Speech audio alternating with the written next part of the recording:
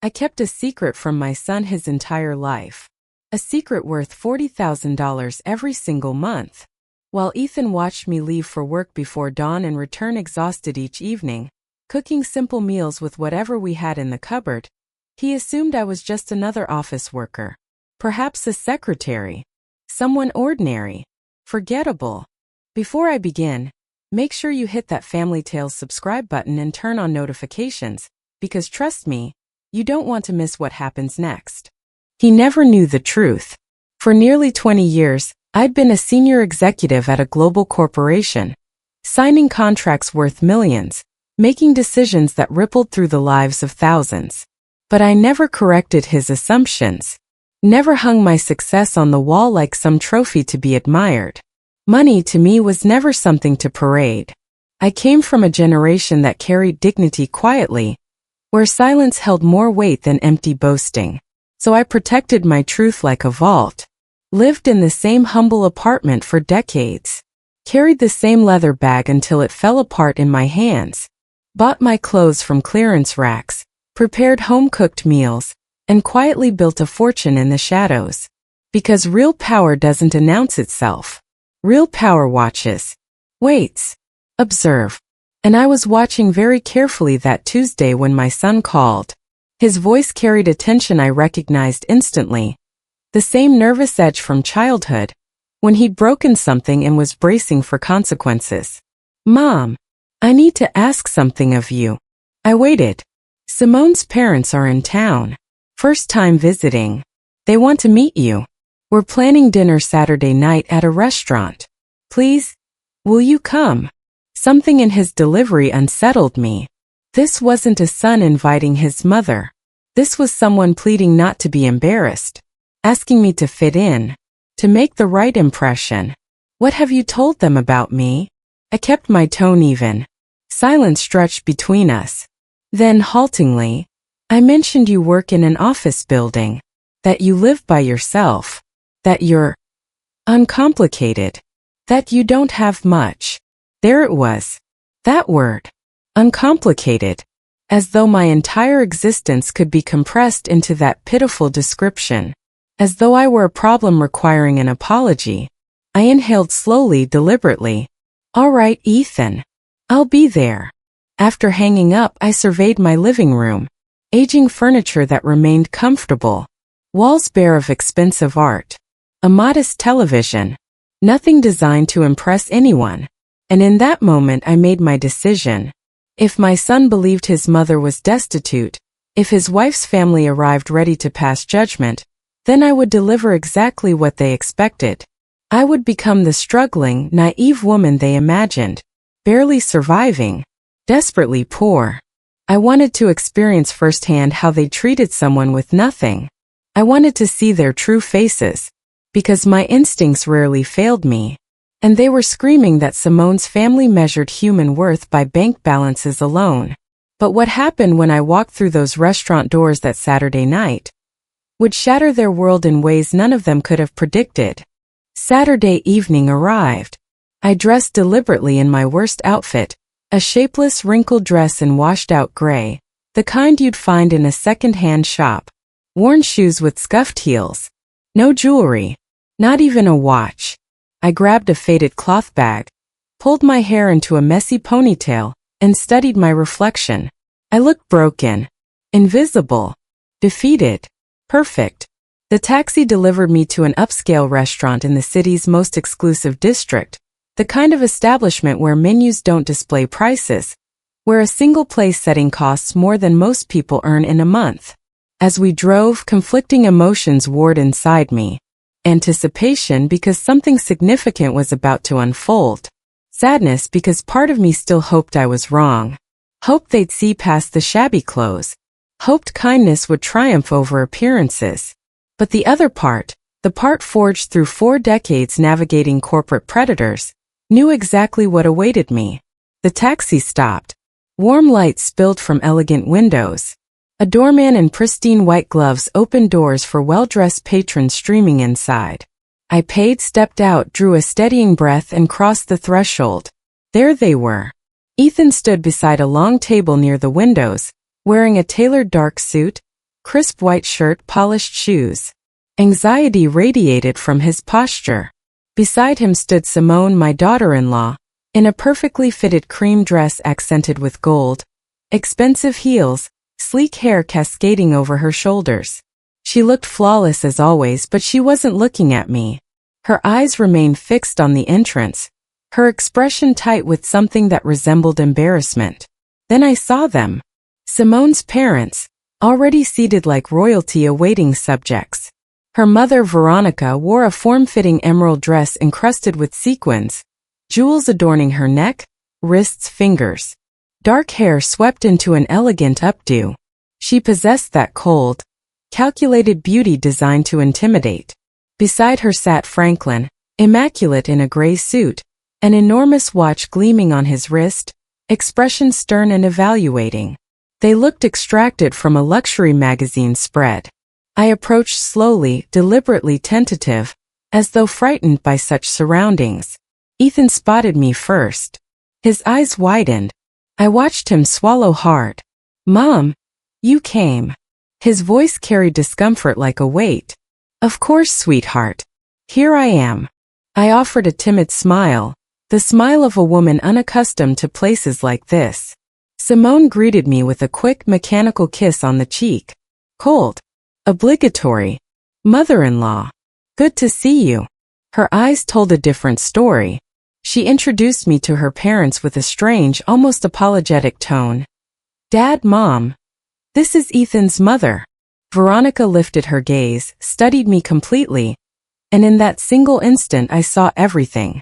The judgment, the contempt, the disappointment.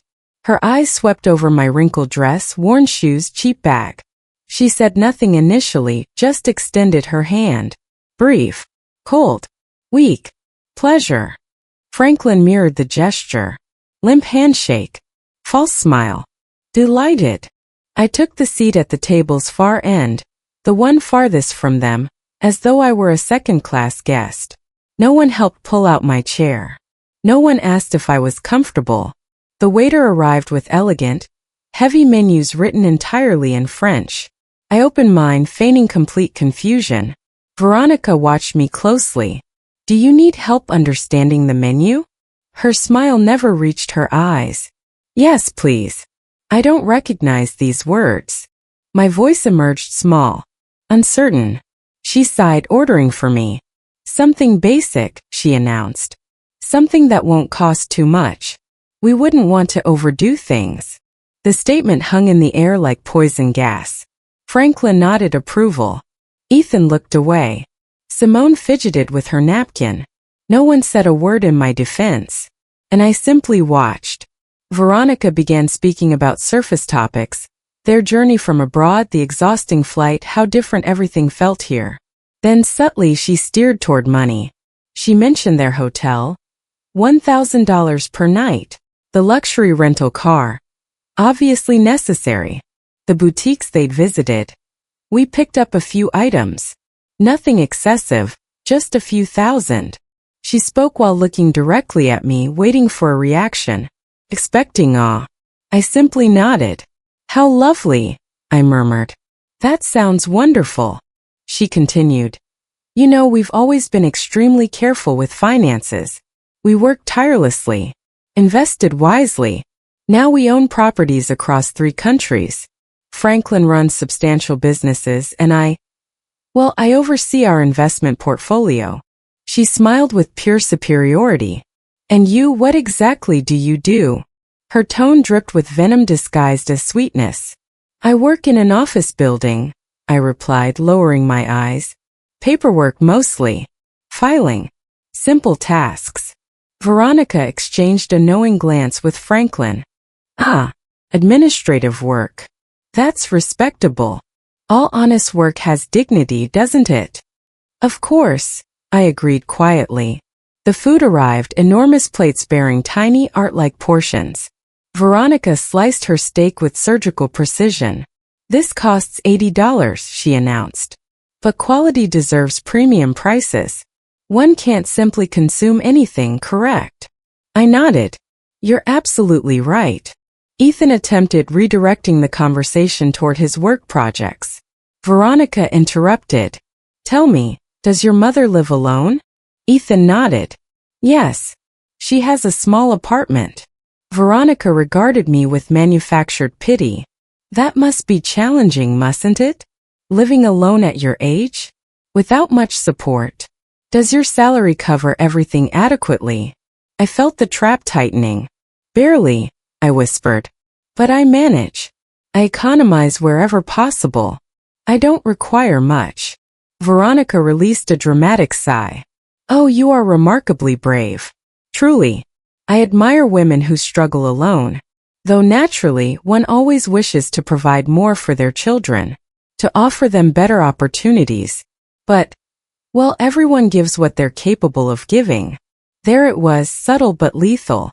She was telling me I'd been insufficient, that I hadn't provided Ethan what he deserved, that I was a poor, inadequate mother. Simone stared at her plate. Ethan clenched his fists beneath the table, and I simply smiled. Yes, I said softly.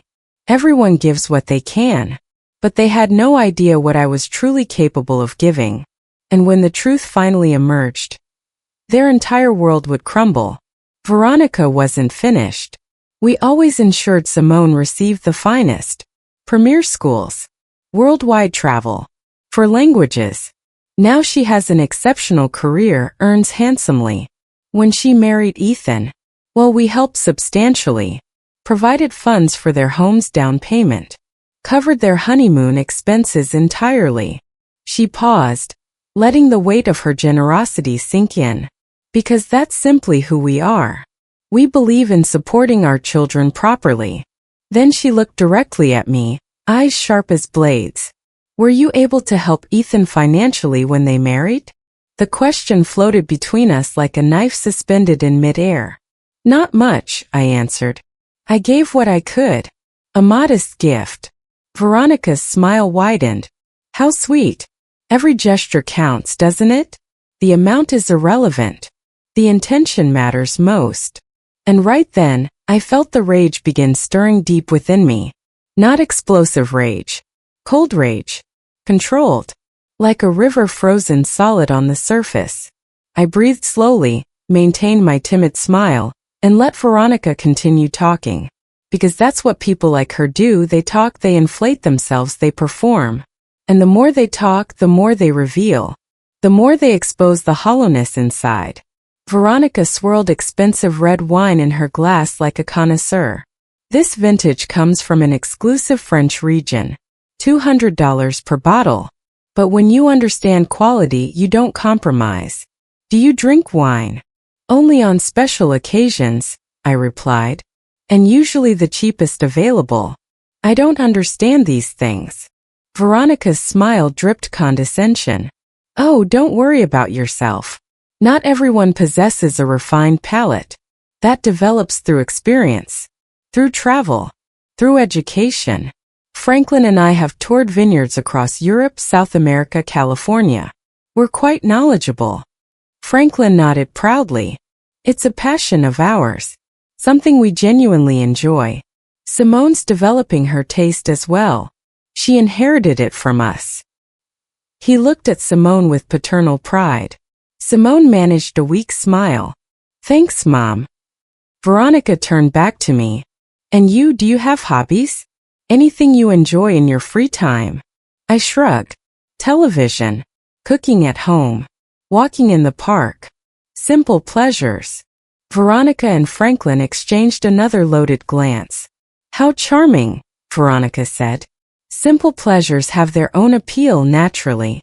Though of course one always aspires toward more, doesn't one? Experiencing the world. Cultural enrichment. Growing intellectually. But I understand not everyone has those opportunities. I nodded agreement. You're right. Not everyone does.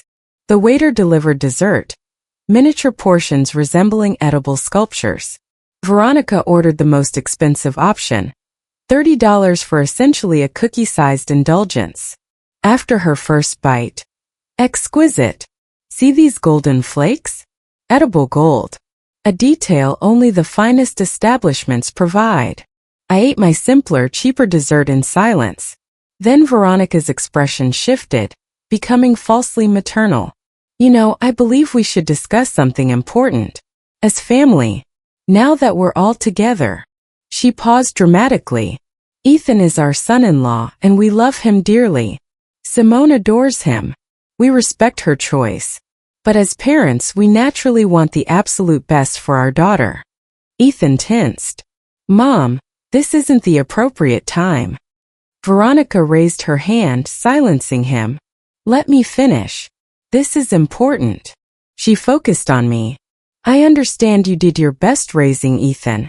I know single parenthood wasn't easy. I genuinely respect your efforts. But now Ethan has entered a new life phase. He's married. He has responsibilities. And, well, Ethan and Simone deserve stability. Stability. I echoed softly. Yes, Veronica confirmed. Financial stability. Emotional stability. We've helped considerably and will continue helping. But we also believe it's important that Ethan doesn't carry unnecessary burdens. Her meaning was crystal clear. She was calling me a burden. Me, his mother. Simone studied her plate as though wishing she could disappear. Ethan's jaw clenched tight. Burdens. I repeated.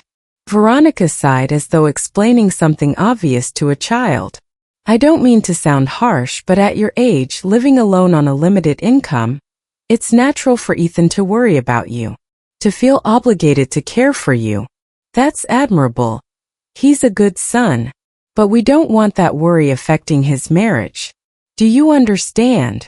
Perfectly, I replied. Veronica smiled, pleased. I'm glad. That's why we wanted this conversation. Franklin and I have considered something. She paused for dramatic effect. We could provide you with financial assistance. A small monthly allowance. Something allowing you to live more comfortably. Relieving Ethan of concern. Obviously it would be modest, we can't work miracles. But it would help. She leaned forward slightly. And in exchange, we'd simply ask that you respect Ethan and Simone's space. Don't contact them excessively. Don't create pressure. Give them freedom to build their life together without interference. Her smile remained fixed. How does that sound? There it was, the offer. The bribe was disguised as charity. They wanted to buy my absence. Pay me to vanish from my son's life. Ensure I wouldn't embarrass their precious daughter with my poverty. Ethan exploded. Mom, enough. You don't need to. Veronica cut him off. Ethan, calm yourself.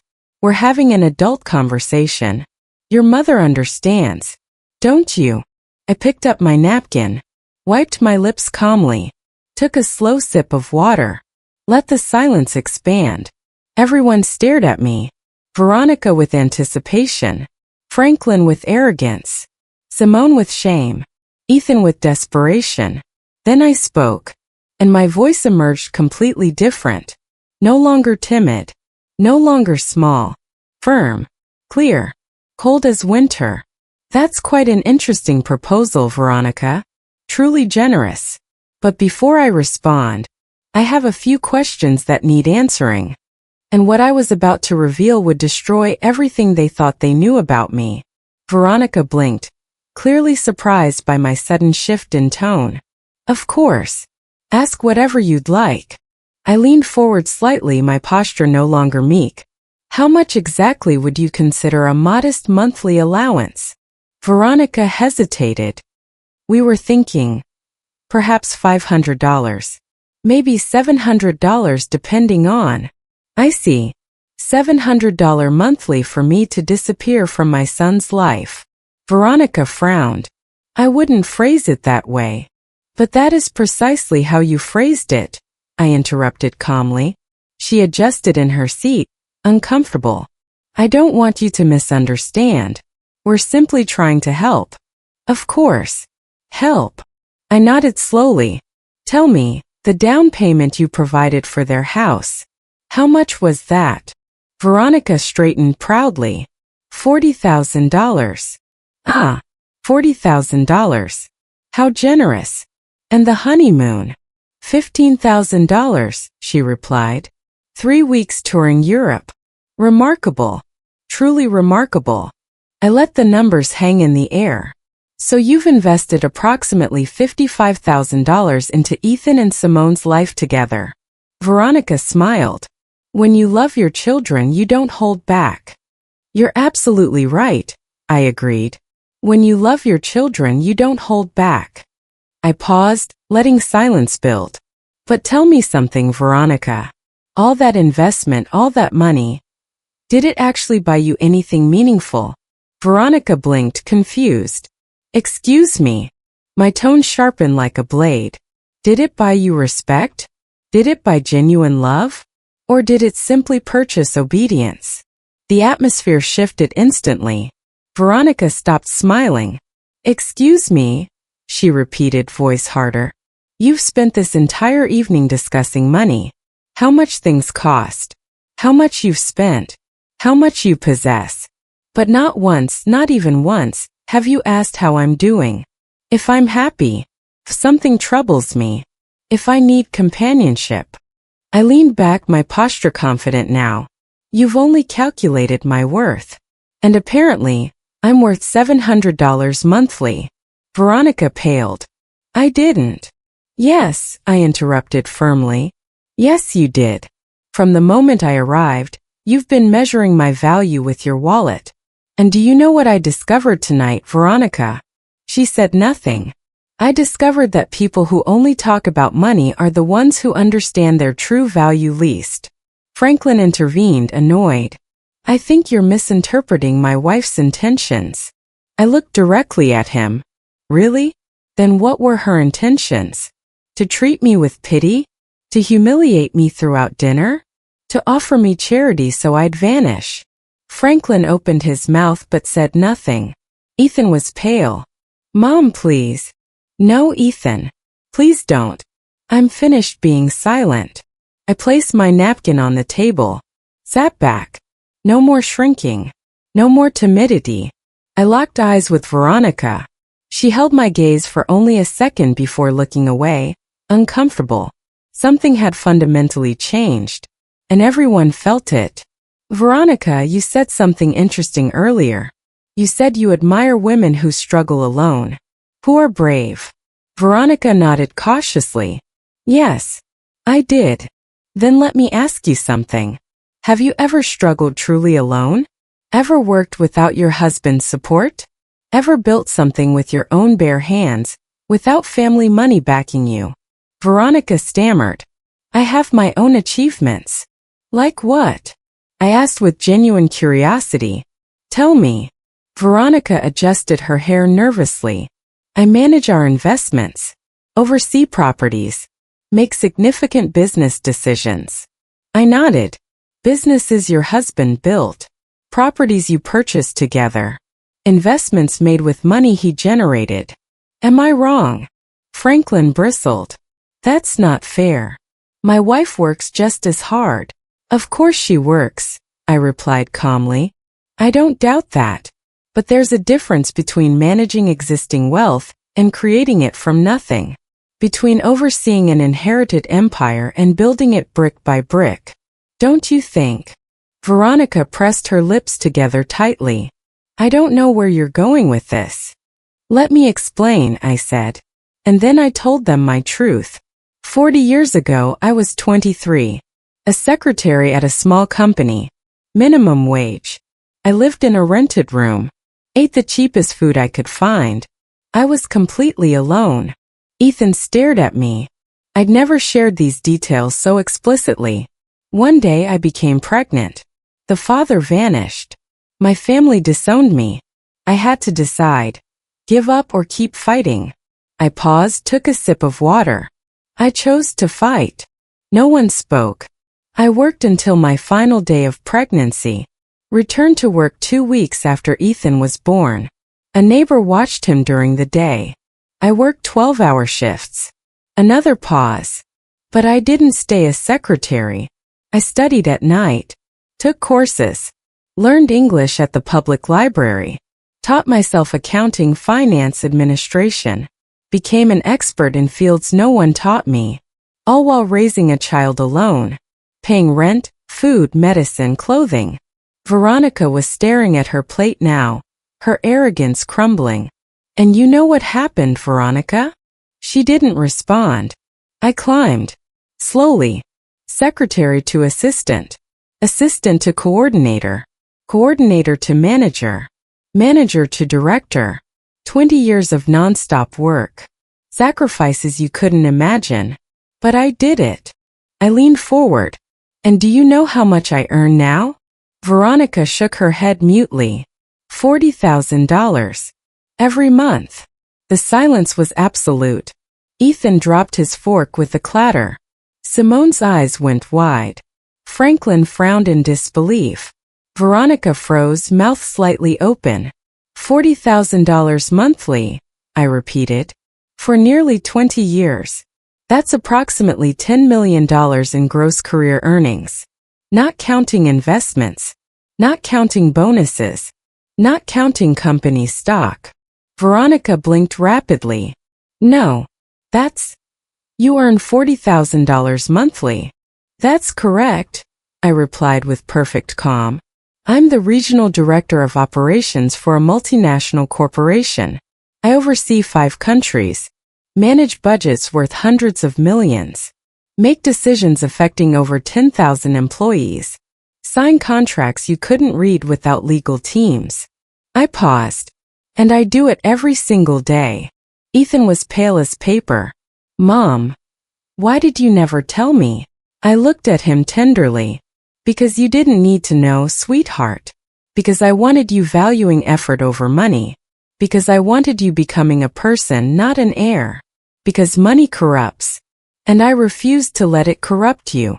Simone whispered. Then why? Why the small apartment? Simple clothes? Why don't you drive luxury cars? I smiled. Because I don't need to impress anyone. Because true wealth isn't displayed. Because I learned that the more you have, the less you need to prove it. I looked at Veronica again. That's why I came dressed like this tonight. Why I pretended to be impoverished. Why I acted naive and desperate. I wanted to see how you'd treat me if you thought I had nothing. I paused. I wanted to see your true colors. I leaned forward, and I saw them perfectly.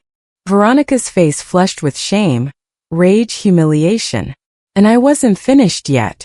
What came next would ensure they never forgot this night. Veronica's hands trembled slightly. This is ridiculous. If you earned that kind of money, we would know. Ethan would know. Why would he believe you're poor? Because I allowed him to, I replied simply. Because I never discussed my career. Because I live simply. Because the money I earn gets invested, saved, multiplied. I don't waste it on flashy jewelry or showing off at expensive restaurants. Franklin cleared his throat, trying to regain control. Even so, this doesn't change the fact that you were deceptive, that you misrepresented yourself, that you deliberately misinterpreted our intentions. Really? I looked at him steadily. I misinterpreted when you called me a burden to Ethan? When you offered to pay me $700 to disappear from his life? When you made condescending comments about my clothes, my job, my existence? Franklin said nothing. Neither did Veronica. I stood up. Everyone looked at me. Let me tell you something nobody has apparently ever told you. Money doesn't buy class. It doesn't buy true education. It doesn't buy empathy. I picked up my faded cloth bag. You have money, perhaps a great deal. But you don't possess an ounce of what actually matters. Veronica stood abruptly, furious. And you do? You who lied? Who deceived us? Who made us look like fools? I didn't make you look like fools, I replied coldly. You managed that entirely on your own. I simply gave you the opportunity to show who you really are. And you did it magnificently. Simone had tears streaming down her face. Mother-in-law, I didn't know. I know you didn't know, I interrupted gently. But your parents knew exactly what they were doing. They knew they were humiliating me. And they enjoyed it. Until they discovered the poor woman they scorned has more money than they do. And now they don't know what to do with that information. Veronica trembled. You have no right. I have every right. I cut her off. Because I'm your son-in-law's mother. Because I deserve respect. Not because of my money. Not because of my position. But because I'm a human being. Something you forgot throughout this entire evening. Ethan stood. Mom, please. Let's go. Not yet, I said. I'm not finished. I looked at Veronica one final time. You offered to help me with $700 monthly. Let me make you a counteroffer. I paused for effect. I'll give you $1 million right now if you can prove you've ever treated someone kindly who had no money. Veronica opened her mouth, closed it, said nothing. Exactly, I replied. You can't. Because to you, people are only worth what they have in the bank. And that's the difference between us. I built wealth, you just spend it. I earned respect, you attempt to buy it. I have dignity. You have bank accounts. I reached into my old cloth bag and pulled out a black platinum credit card. I dropped it on the table in front of Veronica with a soft click. This is my corporate card. Unlimited credit limit. Use it to pay for this entire dinner. Add a generous tip. Consider it a gift from a broke, naive mother. Veronica stared at the card as though it were a venomous snake. Black. Gleaming. My name is engraved in silver. Alara Sterling, Regional Director. Her hand trembled as she picked it up, turned it over and studied it. Her eyes no longer held that superior gleam. Now there was something different. Fear. I don't need your money, she said, voice cracking. I know, I replied. But I didn't need your pity either. Yet you offered it throughout this entire meal. So consider this a gesture of courtesy. Or good manners. Something you clearly didn't learn despite all your European travels. Franklin slapped the table gently. Enough. This is completely out of control. You're disrespecting us. Respect. I repeated. Fascinating that you used that word now. Where was your respect when your wife questioned if my salary covered basic living expenses? Where was it when she suggested I was a burden? Where was it when she offered to buy me off so I'd disappear? Franklin clenched his jaw but said nothing. I looked at Simone. Her head was bowed, hands trembling in her lap. Simone. She looked up, tears streaming. I'm so sorry, she whispered. I didn't know that my parents. Don't finish that sentence, I interrupted. Because you did know. Perhaps not about my money. But you know how your parents treat people they consider inferior. And you did nothing to stop them. Simone sobbed. They're my parents. I wanted to say something but...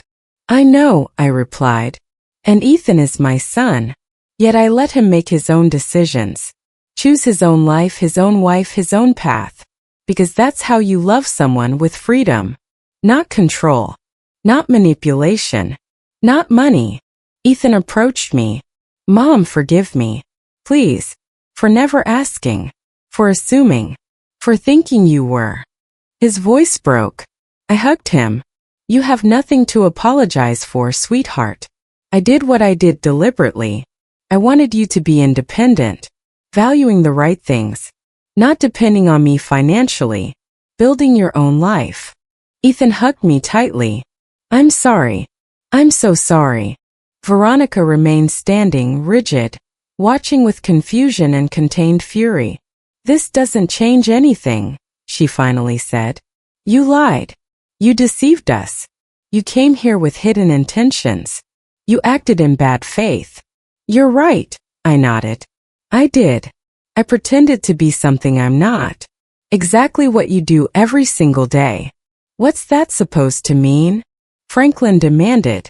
It means you hide behind your money, behind your jewelry, behind your trips, behind everything you can purchase. But inside you're hollow.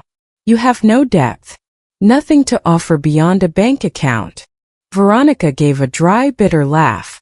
Coming from someone who lied all evening, that's hypocrisy. Perhaps, I acknowledged. But my lie exposed the truth. Your truth. And now you can't hide it. Now you know that I saw you. I felt every comment. Stored every insult disguised as advice. And I will never forget it. The waiter approached timidly. Excuse me. Would you like anything else? Franklin shook his head sharply. Just the check. The waiter nodded and disappeared. Veronica sat back down, defeated. Her posture is no longer elegant. It was the posture of someone who just lost something irretrievable.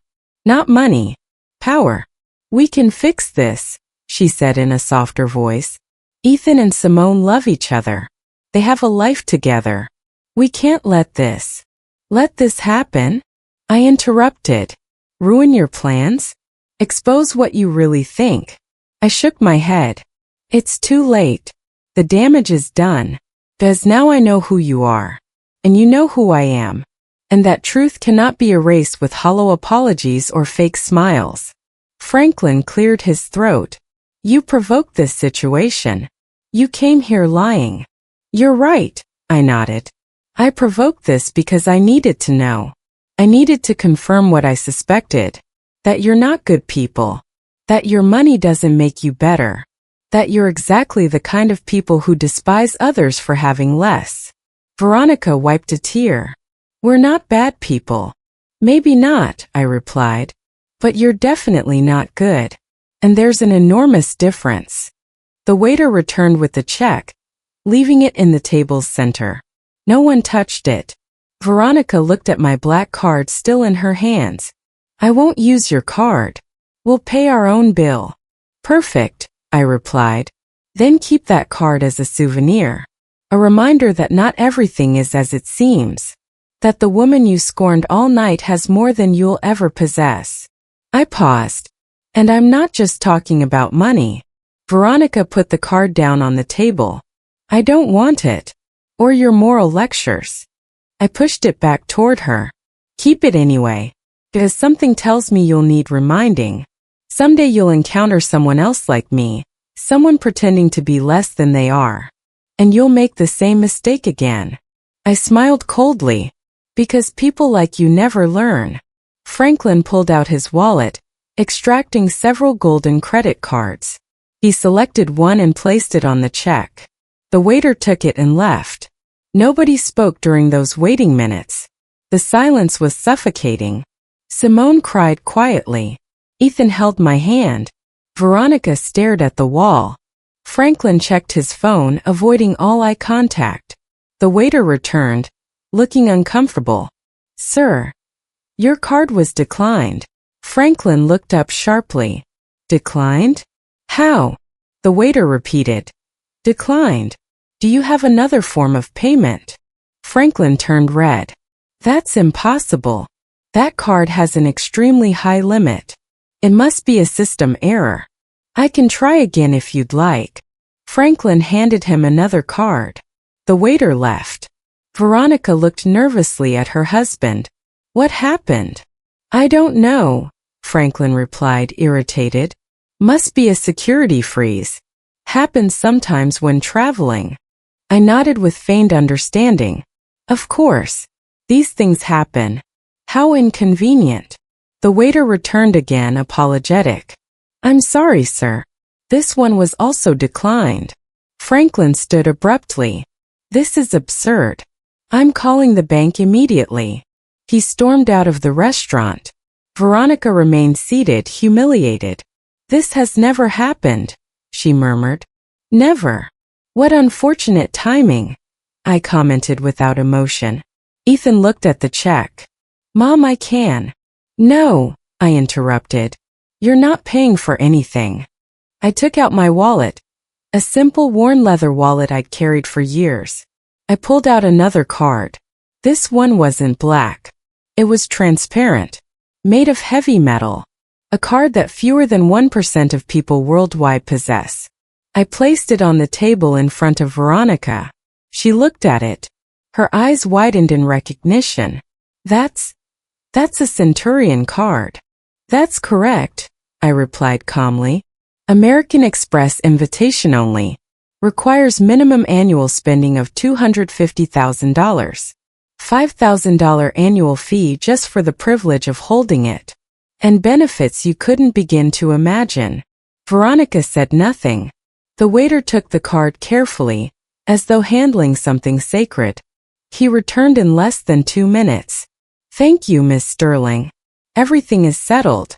Would you like the receipt? That won't be necessary, I replied. The waiter nodded respectfully and departed. Veronica continued staring at the empty space where the card had been. I stood gathering my old wallet and faded cloth bag. The dinner was exquisite.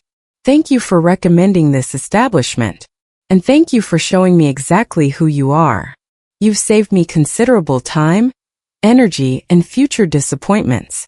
Veronica finally looked up. Her eyes were red, not from crying but from contained rage. This doesn't end here, she said, voice trembling. You can't simply humiliate us and walk away as though nothing happened. Simone is our daughter. Ethan is our son-in-law. We're still family. You'll have to see us again. You're absolutely right, I smiled. At birthdays, holidays, family gatherings. But now I'll see you differently. I won't wonder what you think of me anymore. I already know. I paused. And you know that I know. And you'll live with that. Every time you see me, every time you pretend to be kind, you'll remember tonight. Franklin returned, phone in hand, face pale. There's an issue with the accounts, he said stiffly. A temporary security block. Will be resolved tomorrow. He looked at the table. Did someone already pay? Yes, Veronica replied without looking at him. She paid. Franklin looked at me. His pride was shattered. Thank you, he murmured, barely audible. You're welcome, I replied. That's what family does, isn't it? Help each other. Especially when someone needs a small allowance. I paused deliberately. Say, $700. Or in this case, $800, which is what this dinner cost. Franklin closed his eyes. Veronica clenched her fists in her lap. Ethan approached me. Mom, let's go. Please. It's enough. I looked at him. You're right. It is enough. I turned to Simone, who was still crying silently. Simone. She lifted her head. You're not responsible for who your parents are. No one chooses their family. But you do choose how you act. How you treat others. How you'll raise your own children someday. Simone nodded through her tears. I'm sorry, she whispered again. Don't apologize again, I told her gently. Just learn. Learn that money doesn't define people. That humility isn't weakness. That respecting others costs nothing. And if you ever have children, teach them to see people's hearts, not their bank accounts. Simone sobbed harder. Ethan embraced her. Veronica looked away. Franklin checked his phone again, avoiding all eye contact. I headed toward the exit, took several steps, then stopped and turned around one final time. Ah, Veronica. One more thing. She looked at me. You mentioned earlier that you speak 4 languages? Veronica frowned, confused. What does that have to do with anything? Just curious, I replied. In which of those 4 languages did you learn kindness? I paused. Because clearly it wasn't in any of them. Veronica's mouth opened, but no words emerged. Exactly, I said. You can speak 100 different languages and still say nothing worth hearing. And with that, I walked out into the night air, finally completely free. I stepped outside. The cool night air washed over my face. I inhaled deeply, feeling an enormous weight lift from my shoulders. Not physical weight. Emotional weight. The weight of pretending. Of tolerating. Of remaining silent. Ethan walked beside me, his hand on my arm. Mom, are you okay? Perfectly fine, I replied. Better than I've been in years. I can't believe you never told me. About your job. Your money. Everything you accomplished. I stopped and looked into his eyes. Does it bother you? He shook his head quickly. No, of course not. I'm proud. Incredibly proud. But I also feel foolish, blind. You're not foolish, I told him firmly. You saw what I wanted you to see. I did it deliberately because I needed you to grow up without depending on me, without feeling you had a financial safety net. I needed you to fight, to work, to value what you achieved on your own. Ethan nodded slowly. I understand. But now I also understand why you never complained. Why did you never ask for help?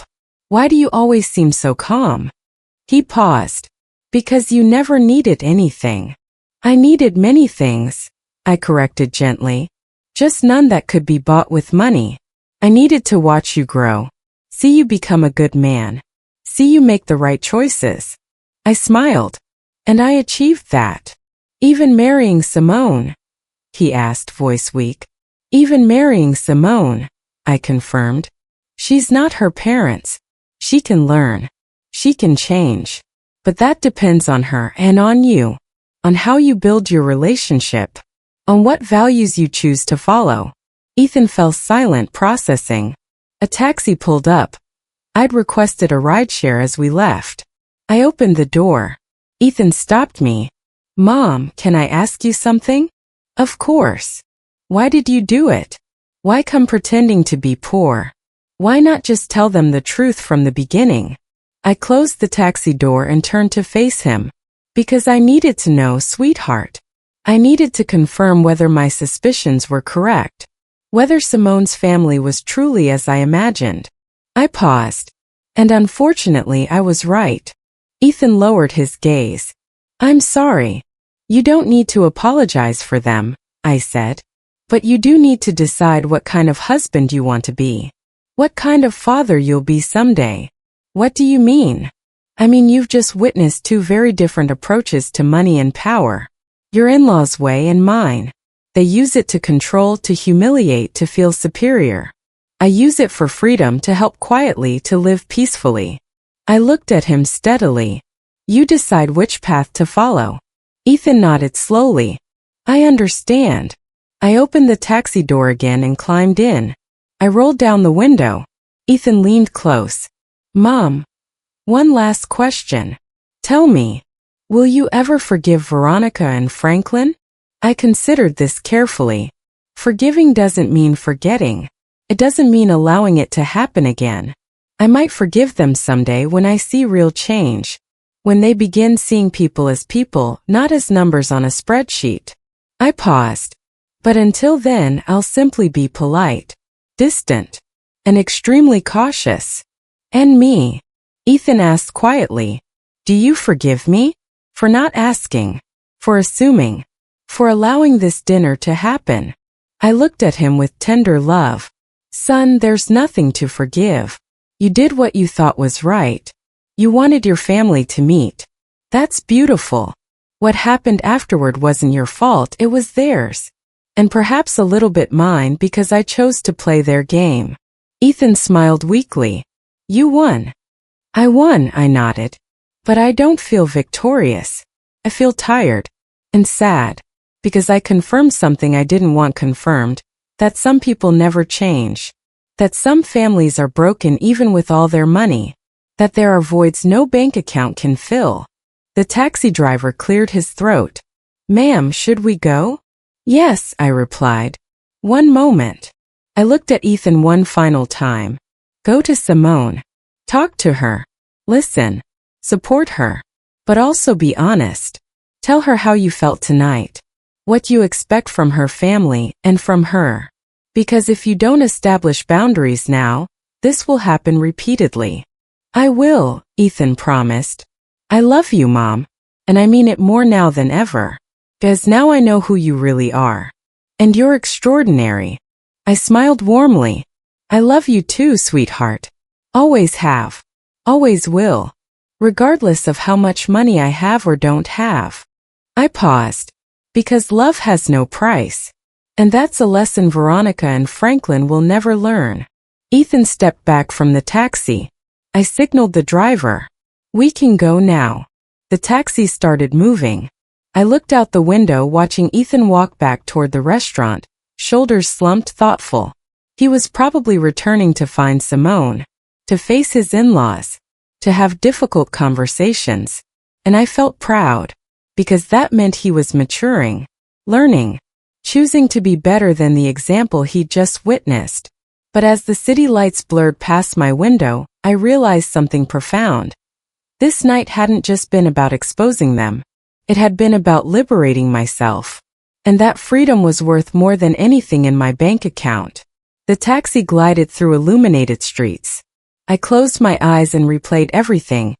Every word, every look, every moment of tension. I wondered if I'd been too harsh, too cruel, too vindictive.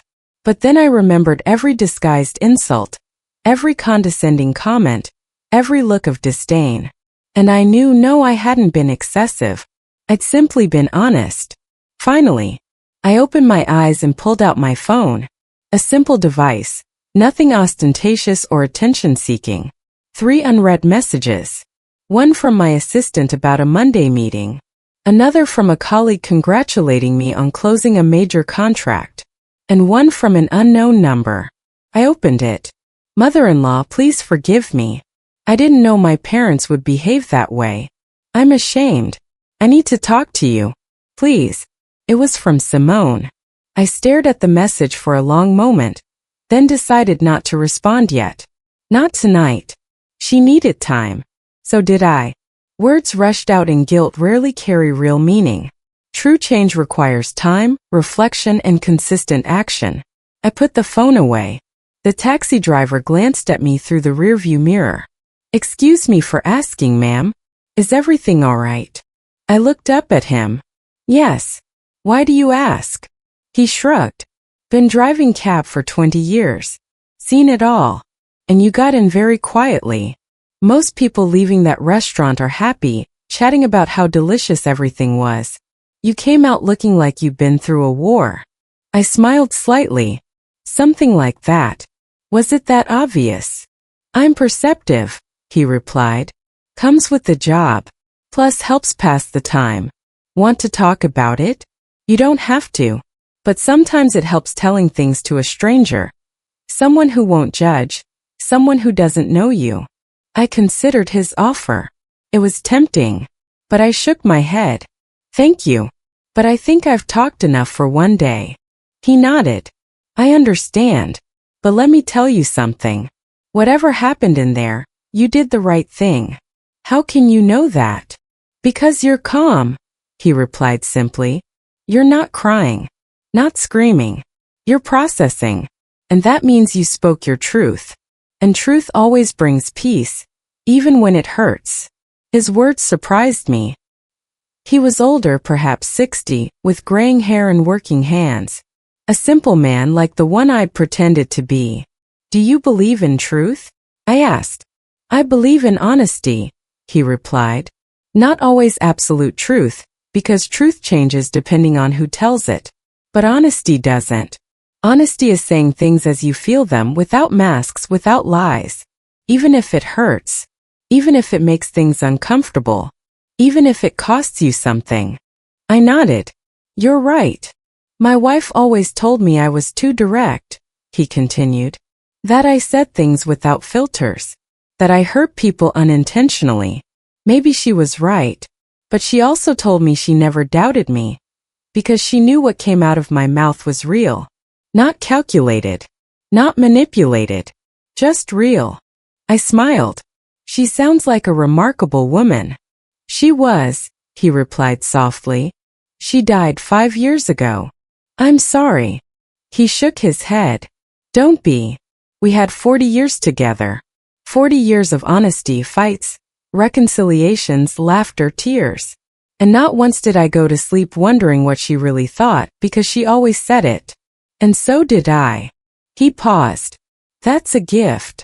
You're absolutely right, I murmured. It is a gift. The taxi stopped at a red light. Can I ask you something personal? The driver asked. Go ahead. Are you rich? The question startled me. Not the question itself, but the directness. Why do you ask? Because I picked you up from a restaurant where meals cost $1,000 per person. But you dress like someone who shops at discount stores.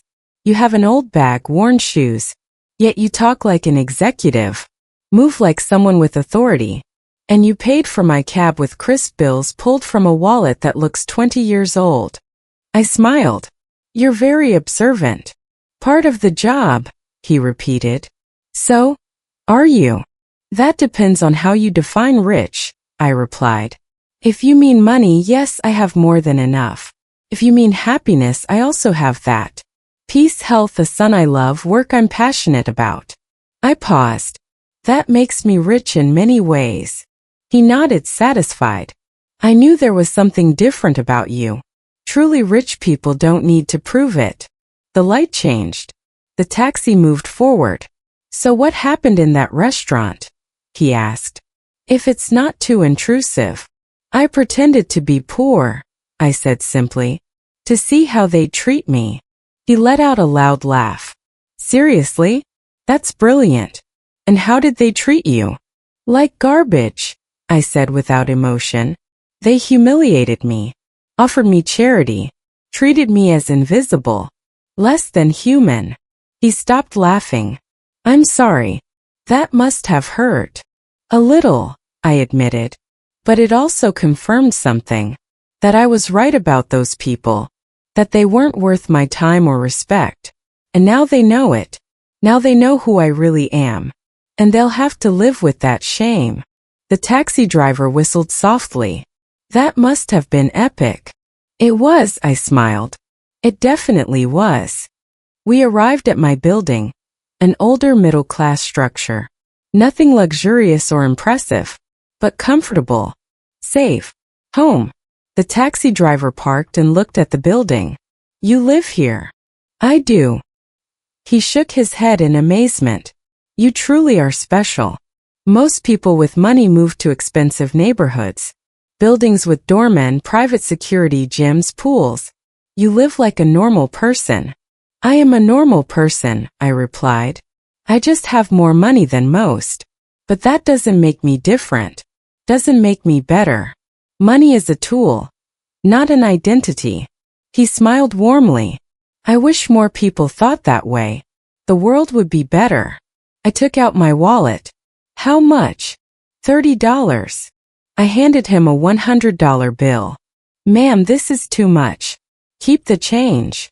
It's not, I said firmly. You listened. You gave me perspective.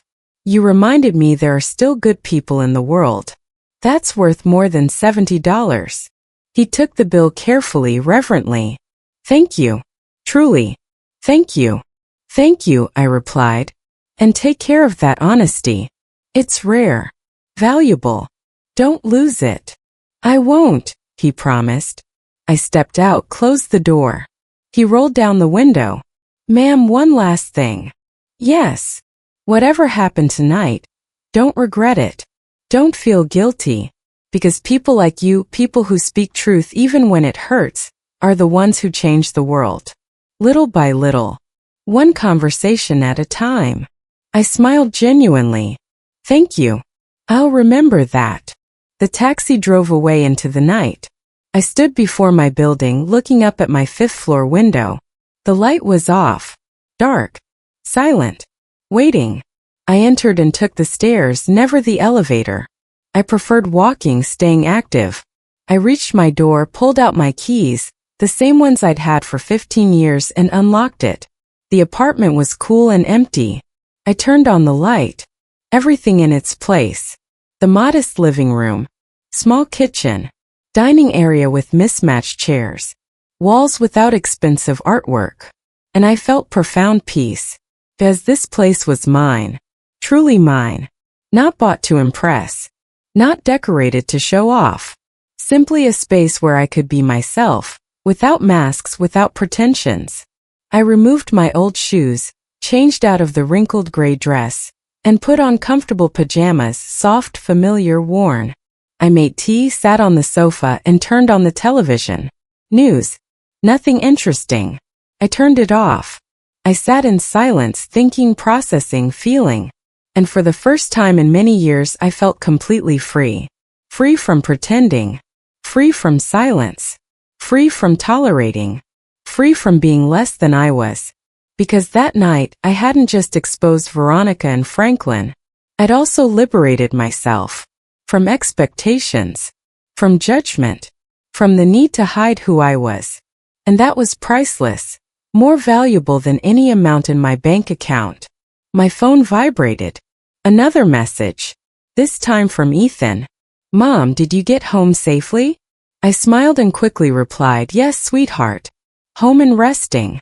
His response was immediate. I love you. Thank you for everything. For being who you are. For teaching me. For never giving up. I closed my eyes. A single tear rolled down my cheek. Not from sadness. From relief. From love. From gratitude. I replied, I love you too. Always. I set the phone aside, sipped my tea, looked around my simple apartment, my sanctuary, my truth. And I smiled. Because at the end of the day, it didn't matter how much money I had.